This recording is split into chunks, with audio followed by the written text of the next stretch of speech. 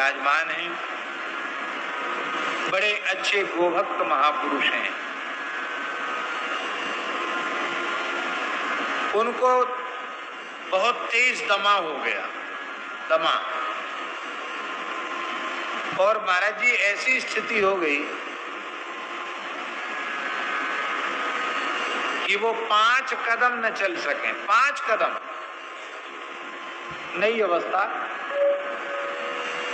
5 कदम न चल सके, इतनी जोर का दमा उखड़े।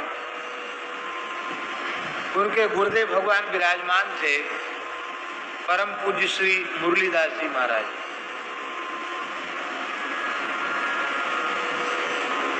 उन्होंने कहा,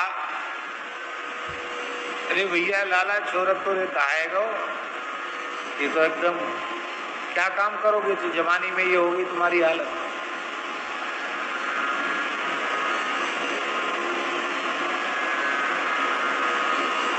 ये कमालपुरा की बात।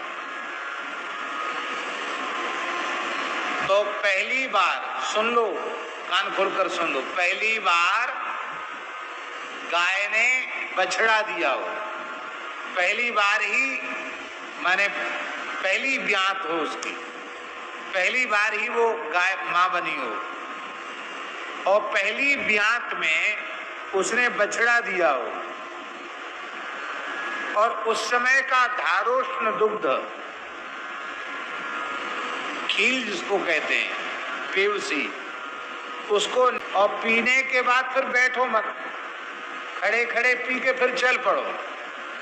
3 किलोमीटर, 4 किलोमीटर, 5 किलोमीटर, जितना चल सकते चलो। हमेशा के लिए दमा नाम की बीमारी से छुट्टी मिल जाएगी। इसका प्रमाण 12 घाट वाले महंत जी अभी भी विराजमान है। 5 कदम नहीं चल सकते थे, लेट नहीं सकते थे, इतना जोर का दमा। और गुरुजी ने कहा पी लो। महाराज जी पिया, और पीने के बाद ऐसे ऐसे कर रहे थे, बोले चलो पैदल। पैदल चले, 3-4 किलोमीटर चले, आज तक टनाटन है, बिल्कुल ठीक। दमा फमा कहाँ चला गया पता ही नहीं चला।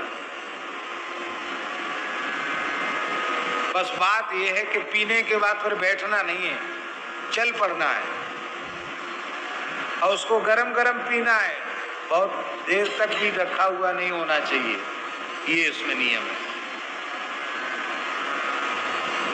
उनके कान में तकलीफ हुई बड़ी जोर की।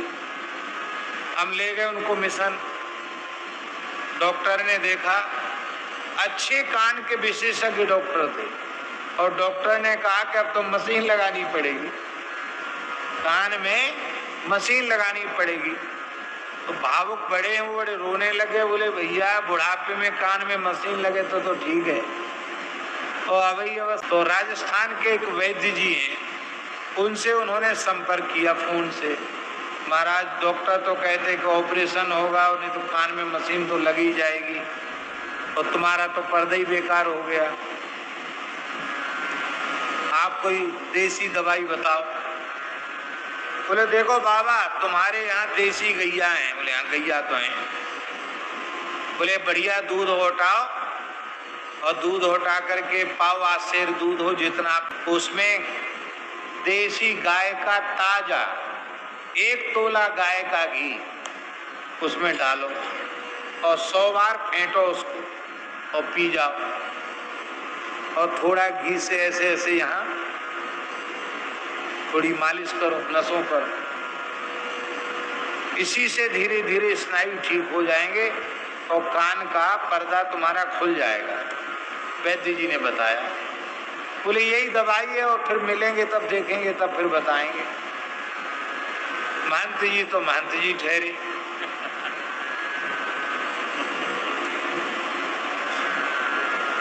उन्होंने 1-1.5 किलो दूध बढ़िया खूब औटाया, कम से कम 1.5-2 किलो दूध होगा, और 200 ग्राम कम से कम उसमें घी डाला, 200 ग्राम घी, वो पी गए। वैद्य ने तो बताया था 1 तोला, और वो कम से कम 200 ग्राम घी। डाल के फेंट के उन्होंने पिया। अरे बोले जो जल्दी कान को पर्दा खुल जाए इस भाव से, और बोले जो होगा सो होगा।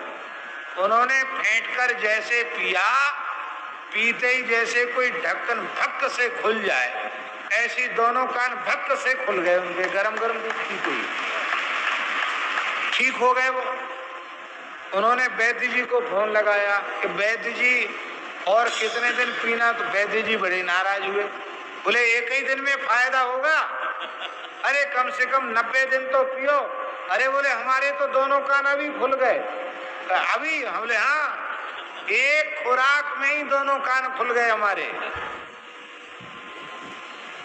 कैसे खुले? वैद्य को भी आश्चर्य हुआ महाराज, कैसे खुले? कम से कम 1.5 किलो से ऊपर दूध होगा, तो उसमें खूब 100-200 ग्राम घी डाल के फेंट के पिया।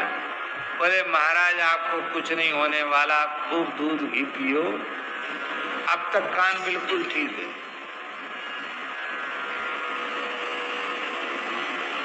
एक बहुत बड़े अधिकारी पद पर रहे हैं, बहुत सेवानिवृत्त होने के बाद परम श्रद्धेय स्वामी रामसुखदास जी की सन्निधि उन्होंने प्राप्त की। अब वृंदावन वास कर रहे हैं, माथुर साहब। उनको हार्ट की बहुत भारी तकलीफ हो गई थी। एक वैद्य ने उनको बताया, डॉक्टर ने बाद सर्जरी कराओ और उसके बाद घी छूना नहीं जीवन में, घी खाते ही मर जाओगे।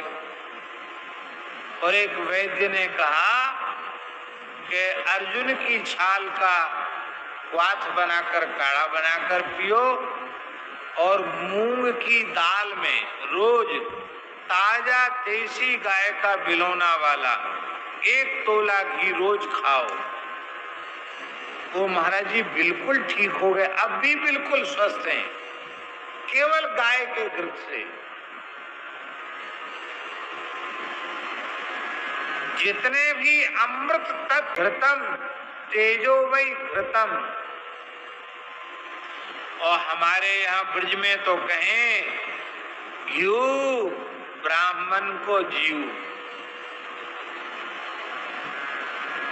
घी ब्राह्मण को जीव, जीव माने प्राण है, उसके बिना वो जी नहीं सकता।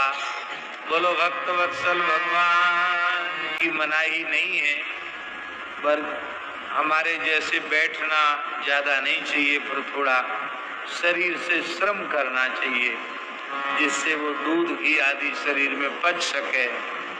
तो नहीं तो ये वस्तुएं भी